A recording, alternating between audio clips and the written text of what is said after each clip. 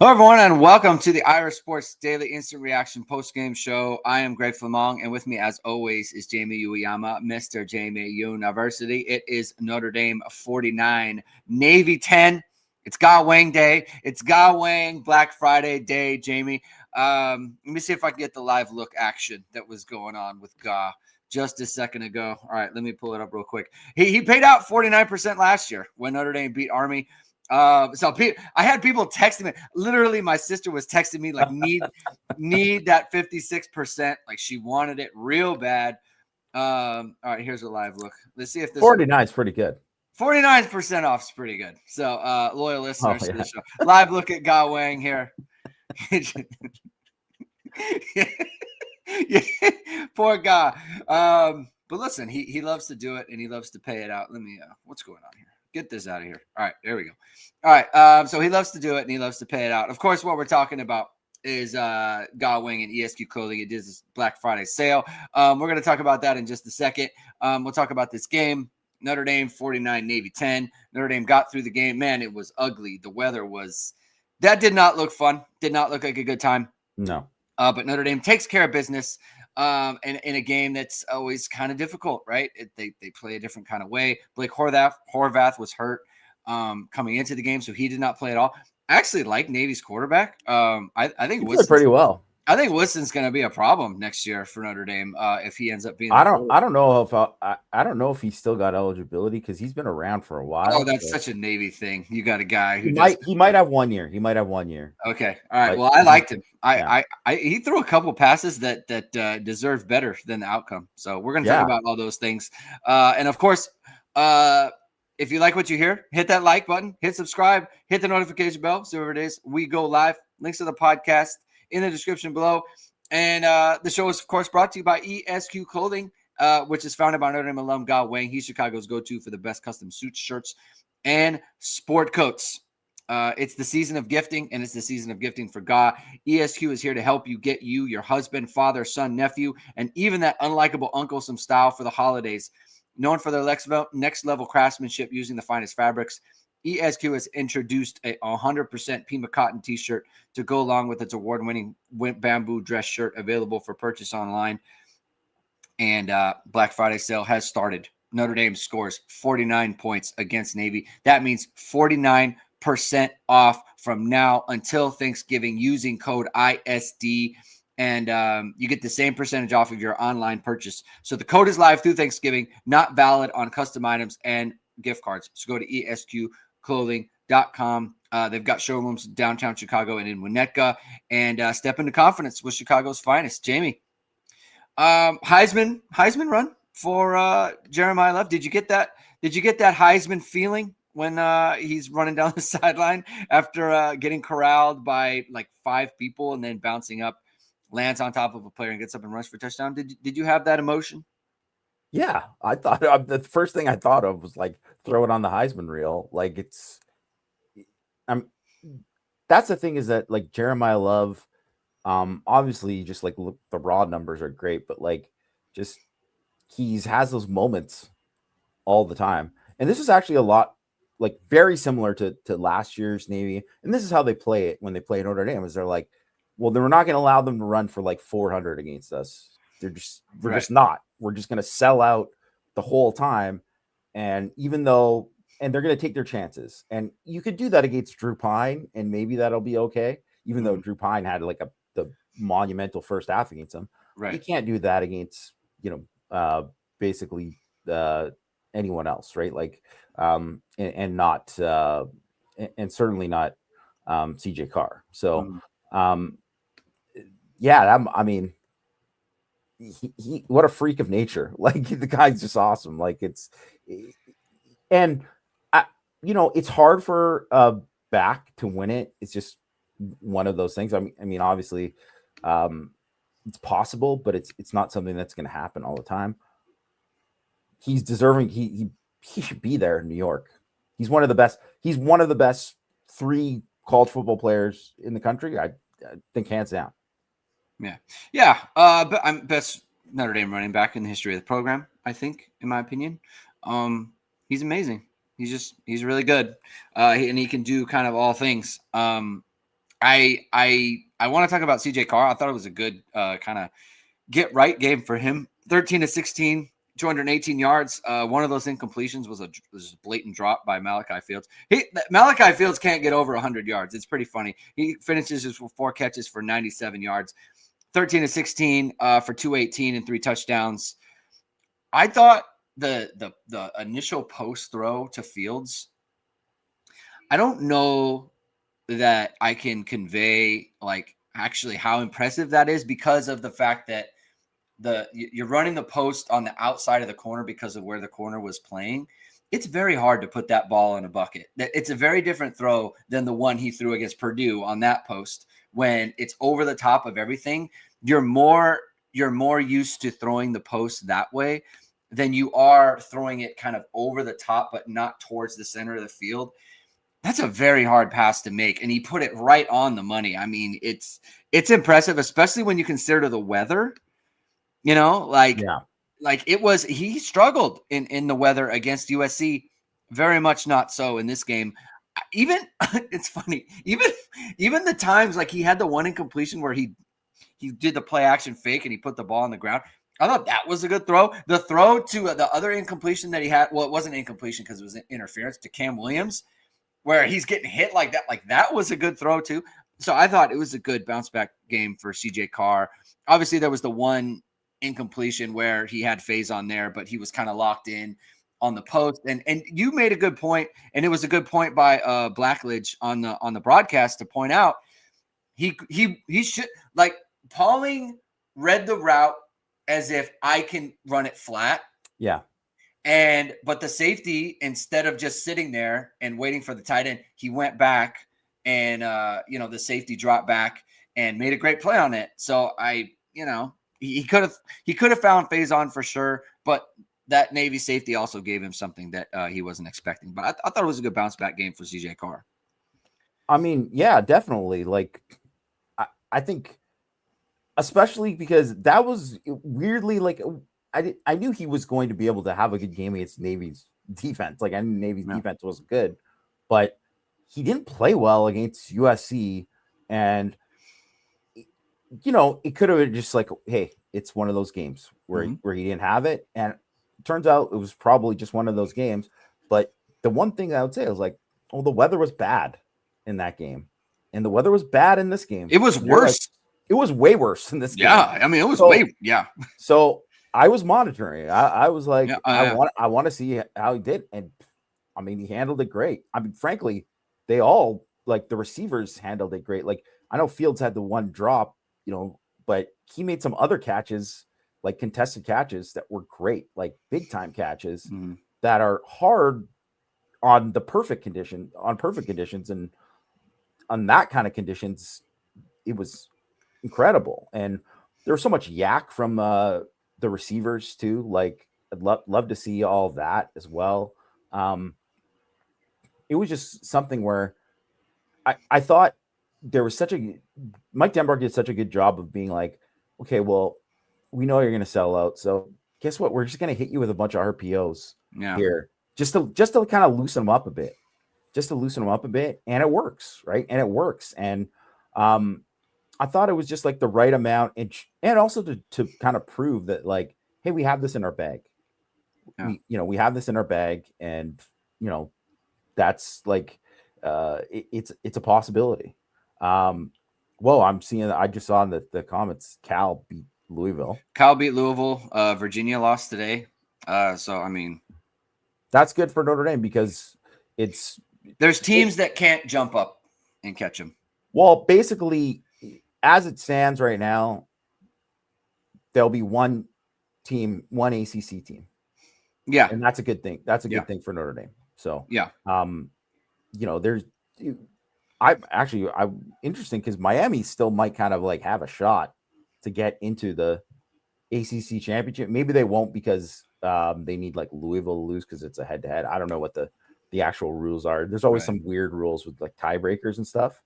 But that is like something that I don't think, like, there were a lot of other games earlier today, and we can talk about it after, but like that didn't maybe go exactly how Notre Dame wanted them to go. Like would have been, it probably would have been a good thing if Iowa would have beat Oregon and all that, right?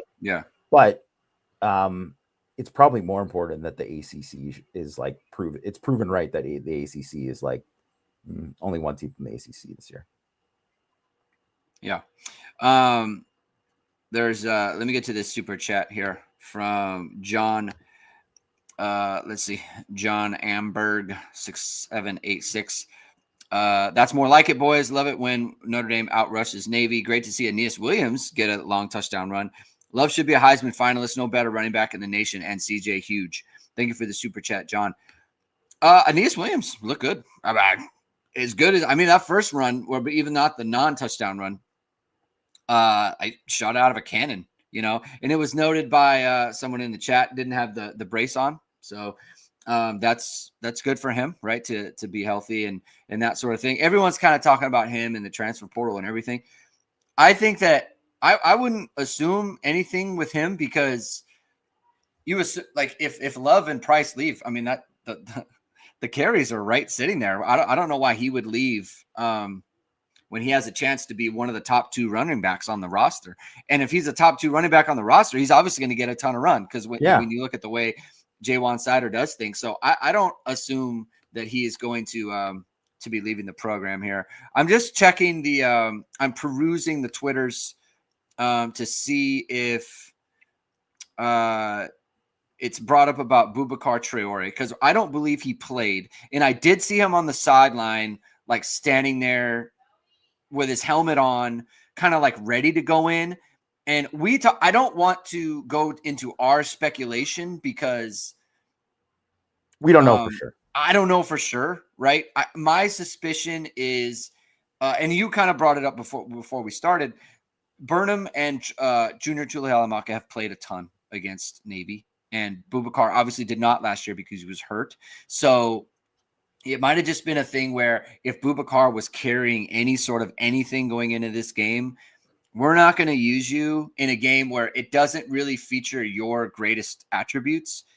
And those guys are really good at it. So that's my suspicion. That's your suspicion. I'm looking on the Twitter machine to see if we can get an update from Marcus Freeman on that. Because I do believe he was healthy, and there was nothing like he didn't pop up on the injury report or the availability report either after the game. So I think that's important context to bring up. Anything on it's hard to evaluate the defense in terms of because it's not really like you're not running your defense. It's hard to evaluate the defense in terms of what this means because it doesn't really mean anything, right? You can only judge it based on this game. That's it. Yeah, and so let's judge it on the game, right? 45 carries for Navy, 206 yards, the 1 touchdown, the 140. But interestingly, you expect to give up yards to Navy on the ground. Interestingly, the biggest thing was the scramble at the end of the first half. And look, I'm just going to state for the record, right? Because I put it on Twitter. It's like ironic that Chris Ash played man in this situation where he's played so much zone at the end of halves and he's let teams kind of dink and dunk him. And then he plays man in this situation where, and you don't have a spy, as you noted, and this quarterback who really isn't going to pick you apart ends up running for 41 yards and getting into field goal range. I do want to state for the record, because obviously you put something out on Twitter and people are going to jump on it and Chris Ash is terrible and all this other stuff. Like they gave up 10 points to Navy. Right. They did a great job overall. They didn't have explosives. Like the opening drive for Navy when they kick off and they elect to receive and you kick off to them, like Navy not scoring on their opening drive when they elect to receive is such a big deal. Yeah. Because it really steals everything that they want to do. They want to get out front and they want to use the clock, and they weren't able to do any of those things. So I thought they did a good job. Anything in this game that kind of stood out to you on the defensive side of things? Just some good performances. I can think of one player in particular, but I'll let you take the floor here. Yeah, it was mostly good from everyone, really. Like I think that there was the one drive where I thought, Drew Cronick, who's their offense coordinator, who is a really good offensive coordinator. I thought if you think about what they ran on that drive, he was in his bag. They ran like 5 different types of runs. And then also mixed in pass play. He was on it. He did a great job on that drive. So it got them, off balance. And that's why when you see oh wow, they're moving their Notre Dame's defensive lines, because when you don't know what's coming or you're uncertain, that's what happens, right? But outside of that, I thought it was really good. I thought that again, Dawson and Anye both played well. Interior wise, Hughes obviously played well again. Armel Mukam really stood out when he was in there. He really stood out. He was much better than Sean Seviano when he was in there. And Sean Seviano got in early. Mukam got in on, I think he got half of the TFL, and he did, yes. Got a pressure on another play too. And I mean, to me, he looked like a guy, if you're looking for that extra guy in the rotation, he seems like give him another shot. He earned some opportunities. Yeah. So, I thought that was good. I mean, KVA is just, man, what a dude. And Osbury obviously just made big time plays, was really, impactful in the game. And he's just someone, it is one of those things. Some guys just see it better, and they're better at beating those. He's perfect at beating those because he is really more of a natural rover than he is an inside linebacker. So he kills on those perimeter blocks. He's going to win on there. And he always does well when he has to do that. And you see how he made that really great play in the screen game too. Yeah. That was big. He made a lot of impactful plays in the game. And I just thought just overall, you could pick apart this play here, that play there or whatever. But I don't know, when you don't play Boubacar Traore, you don't have Heinisch, you don't have Rubio, Christian Gray didn't play again, and you do this kind of job against this team that they averaged I think it was 4.6 per carry. Their lowest this year has been 6.7 yards per carry in a game. And I understand they're playing bad teams or whatever, but they're killing teams the whole time. So if you're giving that up to them, you are winning. You are winning. And I think one thing for me, first down was awesome for Notre Dame. They did a great job on first down. And second half, they obviously had more havoc, and that's why they were getting off the field somewhere. But they gave up 3 yards per play on first down. They averaged 6.1 yards per carry on first down. That's what they've done all year. So if you're giving up 3 yards per play on first down, and they didn't really give up anything in the passing game of note, really, Woodson made a couple good plays, and obviously there was a couple drops that hurt him too. But that's what you expect with Navy anyways, that's going to happen. They're not a team that's going to throw up, but they're coming into this game, and that's maybe they missed Horvath from that perspective. I think that definitely there. And I think they missed Horvath from the decision-making perspective, because everyone's well, the goal is them to run Woodson. It was nah, some of that is Woodson's decision-making. He's nah, I'm taking it. I got this here, right? And sometimes that's the right call, sometimes that's not. One of the things with Horvath is he is a very good decision maker. He knows when I got to give to the fullback here, when I got to pitch it here. And that's partly his superpower. And it's also partly why he knows exactly oh, I have a crease here, I can go, right? And he's a little bit more explosive than Woodson too. So that's they miss that. But he's also a much better passer than and very much improved from even last year. They're 18th in the country in EPA per pass. Let me just double check what they had in this game. Negative 0.60, the second percentile in EPA per pass in this game. So you're basically taking away their passing game, and then they're averaging 2 yards, or basically 3 yards less per carry than they normally average. Doing a pretty darn good job. Well, and not just taking away the passing game or everything, but you're taking away everything that isn't the two quarterbacks, right? So they run for 206. The quarterbacks are 30 for 138, you know? Yeah. And like Teska, 20 yards. Heidenreich, 15 yards. He had one carry. Yeah.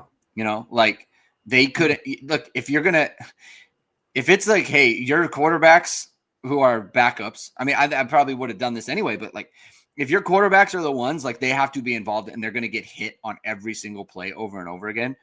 Like that's going to take a toll on you. Like it just will over time. And like where Navy gets you is, the quarterback can be dangerous and all those other things, but then they pop one to Teska or they pop one to Heidenreich and they get one of these other guys. When you can completely eliminate the other players from being threats in this game, then that's going to be a success. And I mean, last year, Notre Dame limited Navy as much as they did. Well, Navy turned the ball over 5 times or whatever it was, you know, and like they didn't do that in this game. So, I mean, it's a good defensive performance. How many times? And like, I understand Horvath is like very key, especially now that they're throwing the ball more, right? Anyone who is, you know, close to our age is going to remember, like Navy's had backups come in and shred Notre Dame before, you know, because of the nature of how they play. So, you know, sometimes the backup is actually better than the starter. That guy just needed a chance. Like that has happened. Exactly. Yes, that has happened. In fact, thank CFP Hertz. Thank you for the super chat. This was way more fun than last week. Let's go do it again against Pitt. I do want to talk about Notre Dame's offensive line real quick. I thought, again, pass protection was very good. So that needs to be thrown out there. Pass protection was really good last week. Pass protection was really good this week. So those are two things that I do think need to be pointed out. Notre Dame runs for 249, 6.6 yards per carry. A lot of that is Aeneas Williams, 54 yards, and Jeremiyah Love, 48 yards, which, you know how you don't like to do the thing. Well, if you take away, you can kind of take away the 48-yarder because that's literally 5 guys in the backfield, and I think that one it's fair to take away. We could take that away. Should have been a 3-yard loss.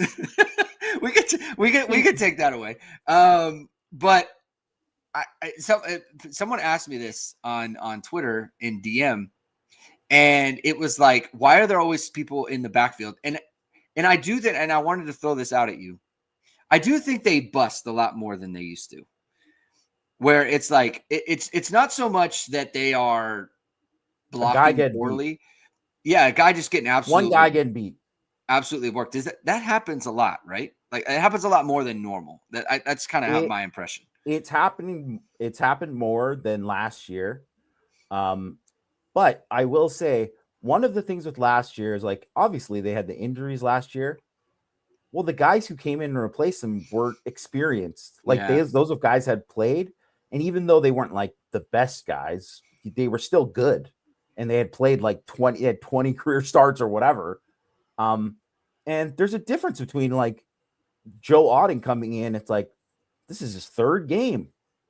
Sullivan after his 2nd game, right? Like, because I see a lot of good stuff from Otting and Apsher, but I also see like, you know, you miss a guy at the 2nd level. A guy gets across your face when they're slanting or whatever. Like things like that, you know, if it's Billy Shrout, that's not happening, right? Like, and still with Gerby, like you still see it. Like he's not the player that he's going to be like next year. Right. Like Gerby might be an All-American next year. Like that is on the table because he has like All-American level plays, but he also has plays where it's like, oh yeah, this guy's like, you know, 19 years old. He might even be 18. Like he's one of those guys who's like young, like very young, but which is insane because he's a monster. But yeah, I think there's all of that that's on the table, and then sometimes too, like there's definitely points in the game where guys are getting beat, but there's also so many times where they're like bringing like extra guys for sure all the time, and especially these last 2 weeks, like both teams were just selling out. And I get it because anyone who watched the USC tape, you would have to be a fool to just play it like they did. And for them to play it like that the whole game was really the stupidest thing. Right. Like if you play it straight, you see what happens, you know, and that's the hard part. And, you know, they are sending numbers, and some of it, like to start the game, right? Like Notre Dame is choosing to run into 8 when they only have 6 to block. Like that is a choice that they're making, and the extra player is going to make the tackle, right? There are, you know, but there are busts, and that is happening. I will say though, the good part, especially when it comes to Absher, he does have some Gerby to him where it's like, man, he's got some like really good plays. Like he's got some really good stuff. He crushes some guys. Like like his Price touchdown, he crushed a D tackle. Yeah, like he when he does it right, he does it right. And Gerby was like that when they started the year. So that's obviously a good thing. I think Joe Otting too, like he just has some misses. And I feel like it's maybe just kind of like a footwork problem. Yeah, you know. And he gets out of position because the block is set up for him, and then he just, I don't know, his hands, or he doesn't get his feet in the right spot. Because on the Jadarian Price one, right before the third down where they got stopped, it's like that's got to be a walk-in, you know. But he missed the linebacker, and he was able to get in there. From the press conference, Marcus Freeman, Boubacar Traore wasn't the best fit against Navy and didn't play.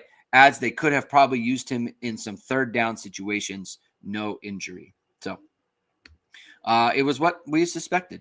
You know, they didn't they had other ways to go, and you know, they took advantage of the options that they had. A lot of people don't know about the options they have in terms of chocolate variety, Jamie. Everyone just goes to C's, right? And that's what they want, and they don't know what's out there. What else can I do, right? And some people want to support, you know, the smaller mom and pop shop, right? That's doing things. They've been doing it for 100 years. You can do that now with Goods Candies. So I messed it up. What I did is I made the segue, but I haven't added Goods Candies to the ad read section, and so I messed that up, and now I feel bad. Here we go. Let me get it up here. The ad read on Goods Candies. I want to introduce you to Goods Candies, a small Indiana-based chocolate company with recipes going back nearly 100 years. They are a small batch producer of decadent confections ranging from toffee to cream centers to their latest offering, peanut butter bombs. Forrest Gump said, "Life is like a box of chocolates. Never know what you're going to get." Goods Candies actually want you to know what you're going to get. Its cream centers each have a unique design, so you'll always know what's waiting inside. All varieties are offered in milk and dark chocolate. Can I say something? This like thing where it's a surprise, that is C's candy, like propaganda. Why is that good? No one should ever think that's good. No one wants it. No one wants that into some cream that they have no idea what's coming. No one wants that. Thank you, Goods Candies, for this. Our business listeners, Goods Candies offers customized chocolate bar gift boxes. They aren't customized wrappers like you get at the bank. These are customized chocolate bars that can include your logo or a message. These make the ideal client gift, and Goods Candies can handle all shipping for you. Their website is www.goodscandies.com.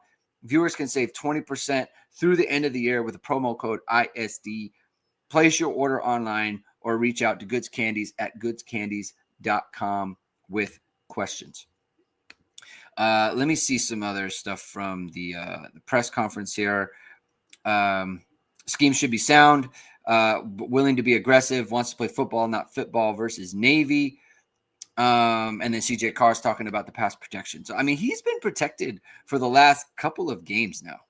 You know, I mean, like, I think we can look back at the way that they're run blocking, and we can break that down and those other things. But, like, the pass protection, that's been there. How many big hits has he taken in the pocket? That's a good point. I don't think he's taken one. Like one where he's just crushed. One where it's like, oh man, like they're coming in. It's like, it hasn't happened. It's just, I mean, some of it is, you know, like he had the 2 early ones where it's like he threw the ball away where it was like, no, just eat it. Like, don't, or, you know, this is going to be an intentional grounding. Just eat it. Like, I guess maybe those ones, but even those ones, like, he was just going to get wrestled to the ground or in the grasp. he has like the only plays where he's got lit up are like the plays where he doesn't understand, like, get down on the ground, that just then you're fine. Like, okay, because I don't want to forget about it. Kenny Minchie, he's good. The guy's a good player, man. He's good. For people who thought, it wasn't all this kind of he's good. He's a very good player. Like, he's going to start for someone next year. And if he goes to the right spot, he's going to be very good. Like, I'm a believer in him. And like, Marcus Freeman said too, kind of like how Steve Angeli, like, he had his moment, right, last year. Yeah. You don't know if Minchie is he might have to at some point. And I mean, everything he's done when he's been in the games this year has made you believe that, like, yeah, he's a guy who could fill in and, like, they could run the offense, and he offers a different skill set too, because he can run and escape and do things. Like, it's a pretty darn good play to Larson. It was impressive. So I'm looking at Notre Dame's pass blocking stats for the season. CJ Carr. Am I looking at the right? Yes, I am. 4 quarterback hits. Like, it's kind of incredible. That's kind of good. Especially with like the way it started against, like, Miami. Like, how many of those came against Miami in that game? Terry Kelly, thank you for the Super Chat Lifetime Award for Killer Seg Flammang. Always focus on 1-0. That's right, man. You got to get them all right. I didn't like that one. I forgot. I didn't bring it up the right way. That I got to add it. It's in the email. Whatever. That's for me to deal with. There's something in here. I saw Dave. Where is Dave? There it is. Oh, I got away from it. Dave Caulfield, our resident weatherman, is in the chat. Here we go. Dave Caulfield, looks like much nicer weather for the Pitt game, gents. Go Irish. Honestly, I'm glad to hear this. I do not want, like, weather stuff on that field in that stadium. I know it probably would affect Pitt because of the way they run their offense and that sort of thing, and it might benefit Notre Dame. But I'm telling you, I do not want a bad surface. I don't. I don't like it, and I like that Notre Dame played on plays on turf and that sort of thing. Because if you're going to get into a game where, like, you're against, when you're an underdog or you're playing as a heavy favorite and the underdog gets to kind of level the playing field if the surface is going to be bad, I don't like that. So I'm excited about the surface situation. We talked about the offensive line. We talked about the defensive line. Just go back to the defense real quick. Jaden Osbury, 8 tackles, 3 solo tackles, 1 sack, 2 tackles for loss. He also had a forced fumble that was recovered by Navy on the sack. Devontae Smith. So we talked about, what are they going to do at corner? That was their adjustment. They put Devontae Smith. I'm disappointed in myself. I didn't think of this, because he obviously plays nickel. He could play corner, and that's what they did. And he's bigger too. And he's bigger. Yeah. So that was the move. Did you like that move? I liked it, and he played well. Well. Like, I think that's the thing. You can kind of, it could be different than how you're going to play the rest of the, like, I don't think, like, there's too many other times that you're going to see Burnham and Junior Tuihalamaka out there at end together at the same time. You're just not going to see it very much, but they're kind of like the perfect duo to play against Navy. And also really nice to see Burnham, obviously, like, back and obviously, making plays again in this game. So it wasn't just like a one game thing too, right? Like, I think just there was a lot in this game too, where it's really so different. It is hilarious to me though, how they just, like, they cut block across the line on some of those passes. I'm like, they did, because they haven't done that all, like, they don't do that all the time, all year. Yeah. But in this game, they did it, like, all the time. I'm sure it was because they were like, guys, you're not blocking these defensive linemen, so just know we're cutting them. You got to get the ball out. which is another thing, which makes it really hard for that quarterback, because it's like if that guy's not open, like you're not getting it. But yeah, I don't know. I think like okay. Do you want to pick any nits from this game? I mean, I don't have too many to pick. Pick a nit? Yeah. Like what from this game where you're like, yeah, you'd like to see something different for. Oh man. I think I was stop running that wide receiver screen on first down. That was not When they're pressed up. Yeah. Yeah. It just didn't make any sense to me. Why are you checking into that? Why are they calling that? I didn't like that. I thought that was a mistake. This is totally random and not even like a nitpick. It was 49-10, and Anthony Trash is still standing behind Marcus Freeman. Like, at what point does he not have to do that? Do we need the analytics with 10 minutes left? I did notice that. Do we need analytics with 10 minutes left in the fourth quarter? I thought, like, another nitpick on that front.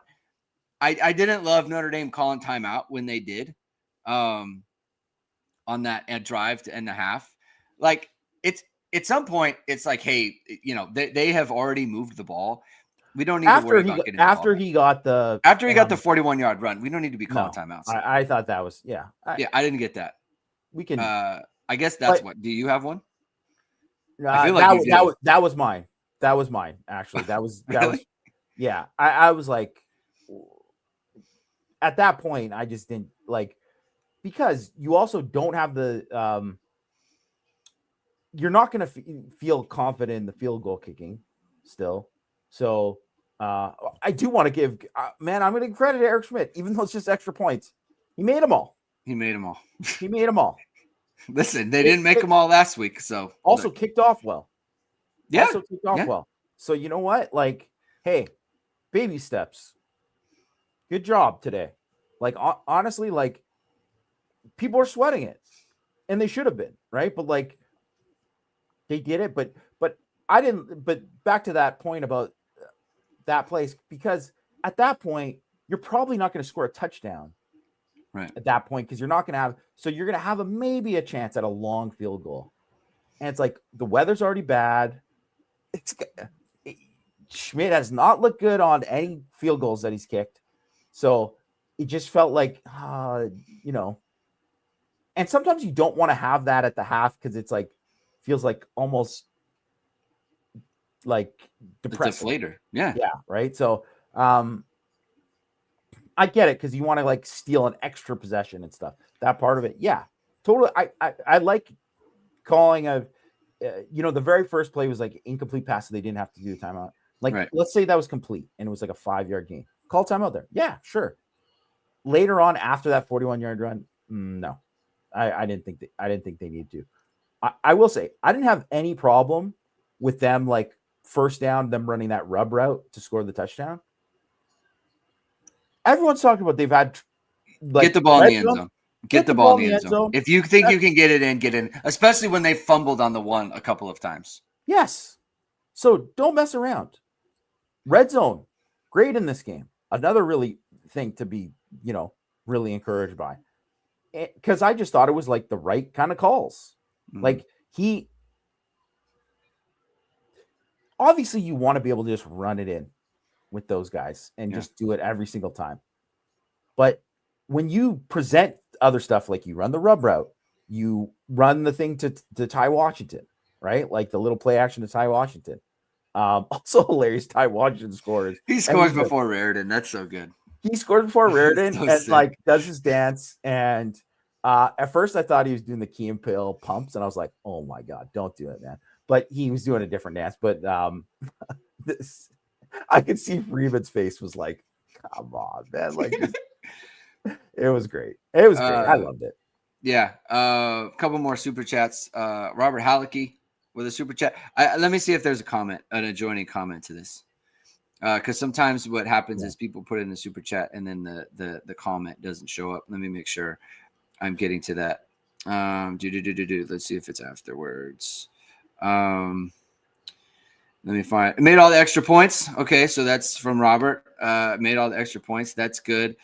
There was another one here talking about Penn State. Rooting hard for Penn State. Felt sick to my stomach, but what could you do, man? That would have been kind of fun. Yeah, that would have been kind of fun. But listen, here's a nitpick. How do you let the guy land in bounds? Can you have some awareness, please? Yeah. This is just push him. Get him out of bounds. How do you let him get his foot down? That's unacceptable. You can literally grab him and carry him out of bounds.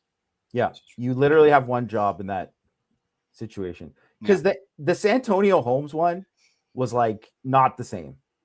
No, he was you couldn't. But he caught it in the air when you were underneath him. You were underneath him. It's textbook. They teach you that. Yes. You know, you're a DB. Yes. Like that, they teach you that. It's like it's a golden rule for DBs. Like, guy catches it on the side, he's in there. Out. Like, that's not that it wasn't insane for him to, get his foot down. Yes. Incredible. But DB, just do your job, and then you're not getting posterized. You're not being remembered for, oh, you're the guy who did push the guy out of bounds. Yeah. Tough there. Someone asked if Snead played. Yeah, he did play. He definitely played. He played early too. Matthew Sievers, thank you for the super chat. Here's a positive nitpick. Check the penalty yards with no ACC refs. Notre Dame called for 0 penalties. Funny. Yeah. Funny how that works. Jason Z says, please rank all 7 of the touchdowns today. All right. So Jeremiah Love 1. Okay. I'm gonna go with KK Smith 2. That's a great throw. Nice. It was a great throw. Great throw. And it's a great catch by him in the rain and the terribleness. So good job by him. What do you have 3? Oh geez. So we've got. I think I'm going to go Aeneas Williams 3. Aeneas Williams 3. All right, I'm going to go. I'm going to go Jadarian Price 2-yard touchdown run. After that, it was an important one because of the goal line. Needed to get in the goal line. Then I'll do Jeremiah Love 1-yard touchdown run. Well, maybe I should do because I like you said, the phase-on one was good because it was a great job by Fields of like getting there, but then getting out of the way, not getting the illegal pick, which is very good. Good job by him. So that's good coaching and good execution. And B, like it was a red zone play, right? Yeah. So like again, to your point, the red zone was great for Notre Dame in this game, which has been, like we said, a problem. 4 or 5 out of the red zone. What was the one they didn't score on? The one at the end. The one at the end when they took knees. Those shouldn't even count. I hate those. They should not count when you don't try to score. One other thing I did want to mention, because you look at that, and obviously you dominate in the red zone. That's great. But big reason why Notre Dame, blew this game open and destroyed them. In the game, they were 9 of 12 on 3rd and 4th down. And that's including like the garbage time. Yeah. Before garbage time, because I had it before garbage time too. They were 6 of 8 before garbage time. In the game, Navy was 3 of 12 on 3rd and 4th down. Before garbage time, they were 2 of 9. 2 of 9. If you're doing that against like Navy, like you're going to win every time. They can't stay on the field. That's their whole thing. Field, right? They have to stay on the field. Yeah. Yeah. So you do that, and I mean, you do that in any game, and that's why too. Like if you look at they didn't get any turnovers in this game. It's like, well, because they just got stops. It was they just got so many stops. 4th down stops should count as turnovers. They should. I mean, you literally turn it over. It's called a turnover on downs. Is what it's called. if it's called that, then why don't you? I think that's fair. Yeah. It was good to see Ty Washington get in the end zone, just because of the fact that he's been blocking all year, right? And so that's good. KK at 2.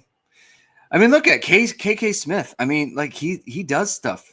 And you know what? I tell you, I feel so validated. What game did I go to? I was in 2023, and you know how I love to do the pregame. I sit in the press box and I watch those guys.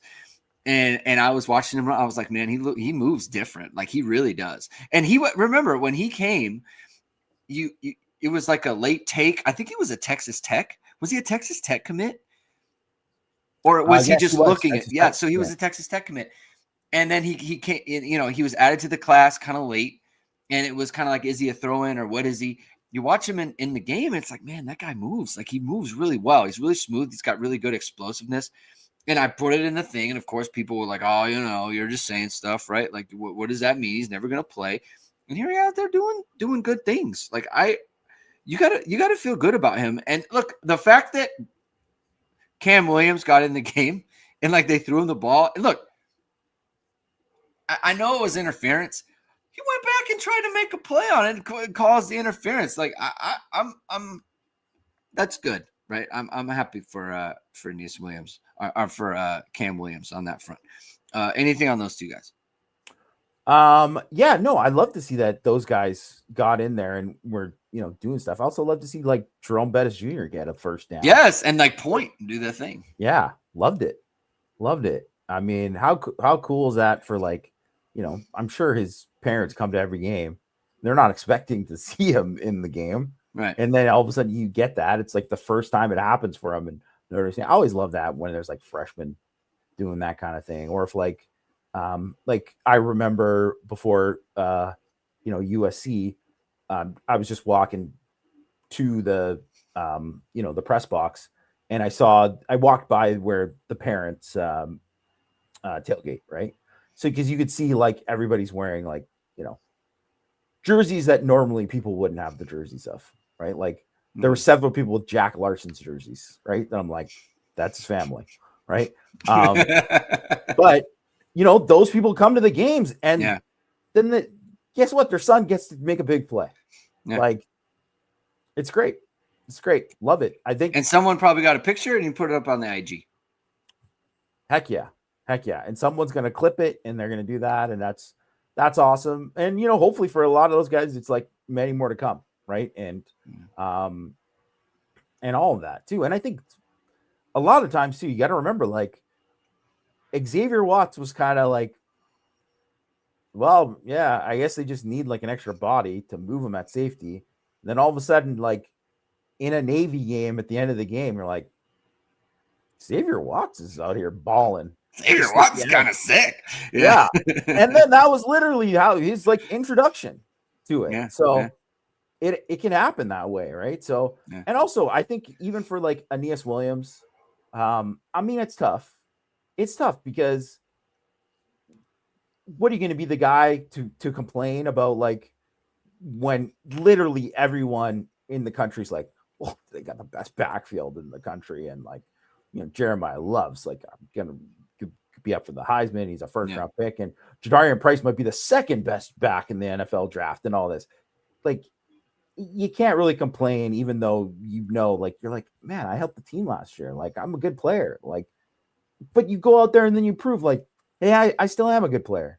Like, I can do some things. So, I love to see that kind of stuff. And, and you come out of this game, at least that nothing that I noticed that there was any like kind of like big injuries or anything like that. You come out of this with a clean game, and it's a big game next week against Pitt. Yep. Only one more home game left, Jamie. Only one more home game, and that's going to be against Syracuse. Make the most of it. Go to the game, get some discounted tickets. Maybe go to a pickleball clinic by Will House. And if you're interested in that, and you want to head up early, head in on Friday, then you can do that with H2 Pickleball, founded by Notre Dame alum Todd Hill. He's teaming with fellow alums Jack Gibbs and Will Howes, who's a top 10 pickleball pro, to bring Notre Dame fans to the Notre Dame Pickleball Crew League. Besides football, what better way to connect and engage Notre Dame fans than through pickleball? Membership is free, and members will have access to special pickleball events and discounts. The next event will be a Will Howell's Pickleball Clinic on the Friday before the Syracuse game. Members can also get discounted tickets to the Syracuse game. Contact Todd at h2pickleball.com or call him at 574-339-5195 to join the league. Be sure to visit the H2 Pickleball facility in Mishawaka when you are in town. H2 Pickleball is located at 55801 Evergreen Plaza Drive in Mishawaka, Indiana. We talked about the need for Notre Dame to continue to dominate teams. They did that today. They did it on defense. They did it on offense, right? If you're someone in the committee who thinks Notre Dame is the number 10 team in the country, that looked like the number 10 team in the country. Yeah. As we look forward to, Pitt next week, you've got guys like Christian Gray who need to come back, right? Like Boubacar Traore was able to rest the entire game. And I was talking to, and I have to give her credit because she brought this up. I was talking to Jess Matana of the Echoes and of the Lebertard show. And she talked about how, like, there were so many players in the BC game that had to play more snaps than they needed to play. Yeah. And that stuff accumulates over time, right? Does. So it does. So it may not matter in the game specifically, right? And it may not matter in the Navy game, but then you go to Pitt and maybe it matters just on the margin a little bit. And sometimes games are lost on the margins. I think it's a big deal that you don't got to play Boubacar Traore in this game. You got to sit a whole bunch of guys the entire fourth quarter against Navy when it's wet, when it's cold, and it's very easy to pick up some goofball injury because you slipped or you got tight or whatever it might be. And they didn't have to do that, right? Yeah. So not only is it important to impress the committee, but it's also important to get your guys off the field. Yeah. As quick as possible in games like this. I think it's a great point. Basically because they played 55 snaps on defense and 57 on offense. But that means like the starters played about like 40. And if you're playing like, and obviously too, like they're rotating guys and stuff. So not everyone's playing 40, like that means some guys are playing 20 and whatever. And like all that kind of stuff is huge. And then I think even too, for like, I don't know, like, yeah, Boubacar didn't play in this game because, he wasn't a fit for Navy, but it's still like good just to get that guy completely healthy. Yeah. So when he's going to have to, they're going to next week, guess what? They're playing a tempo team that wants to run. They want to run at 80 plays. So that's something that you want to be fresh for. Yeah. And like Christian Gray, it was, unless you really desperately needed him, there was no reason to play him in this game. Mm-hmm. And hopefully he's all good for Pitt. And we talked for, I don't know how long, the whole offseason about how he played too many plays last year. Yeah. And he really needed something. And frankly, too, like Leonard Moore, obviously, he's still not 100% now. He's limping in this game, and you get him out in the fourth quarter and he doesn't have to be out there. Yeah, it's big. It's very big. On that front, right? Look, I know they want Jeremiyah Love to like go to New York and stuff. Yeah. Don't put him in the game when it's 42-10 or whatever it is. When it's snowing, what are you doing? Like, I want him to go to the Heisman ceremony as much as the next guy, right? Yeah. That'd be great for Notre Dame and the university and all those other things. That you can't explain it if something happens. You simply cannot defend it if something happens to him in that moment, Like you can't put in Kenny Minchie and he's handing the ball to Jeremiyah Love. Yeah. And I was thinking too, the other problem with all the injuries on the offensive line is you don't really have guys that you can put in at the end because they're all hurt. You have so many guys that are hurt. I actually don't even mind those guys because the number of plays to get them. First of all, it's good to get Kenny Minchie with like a series that like, hey, you get one with the starters. Like, I think that's a nice thing. Yeah. And then also too, like guys like Absher and Otting, and Lambert, really, like they need the reps. I don't think about that. I was thinking about like Emil Wagner. Oh yeah. But they just don't have anybody to do it. They would move. That's just what it is right now. Yeah. Yeah. Like that's just kind of a bummer. So they got Pitt coming up. Let's talk about some just real quickly before we get going. Obviously, it would have been better, I think, if Oregon had lost. I mean, I'm not like a huge fan of like, because here's the thing. Here's the thing with Oregon, right? If the USC beats them, then they're out. And if if they beat USC, then they're going to stay in or whatever. It would have been better, I think, if Oregon had lost, though, because then they're guaranteed to have 2 losses and USC has 2 losses and that sort of thing. From a Notre Dame hosting standpoint, that would have been a better outcome. Who was the other team I guess Indiana. I don't think Indiana has anything to do with Notre Dame. I think Indiana is going to get in anyways, so it wouldn't have mattered if they lost that game. They don't have another team that they're going to lose to, I don't think, this year. So yeah. BYU's fraudulent. BYU, I actually think the way they lost that game might actually. I think what Notre Dame should hope for, and what everyone who's an at-large should hope for, that Texas Tech just keeps rolling, and they're the best team in the Big 12, and no other Big 12 team makes it. I've never thought BYU was good. I didn't think they were good either. Which also, this is part of it. Is like you get credit for beating Big 12 teams. Yeah. I'm sorry, the conference isn't good. It's not, and I understand. Like, yeah, Texas Tech. Well, they built they got way more NFL guys. Yeah, they went from like because there was like none before. You know what I mean? So they got like it's not a league that produces a ton of NFL talent. So all of a sudden, if you add like 6 NFL guys in the transfer portal, yeah, of course you're going to be better than everybody else because it's like the other team's got like 2 or 3 picks each on it compared to like when you're playing some of these other teams that have like, in a bad year, some of these teams have 5. In a good year, they have 14 for some of these years, right? Like you're like, it is a thing. Like talent it's a big gap, especially when it comes to depth and all that, right? Which is why, like, some of these teams, like, yeah, Texas Tech could play a lot of these teams and win in the playoff, but I don't think they will go far in the playoff because guess what? When you start playing those games, some of these guys are going to get hurt, and you're not going to have the depth that these other teams have. Yeah.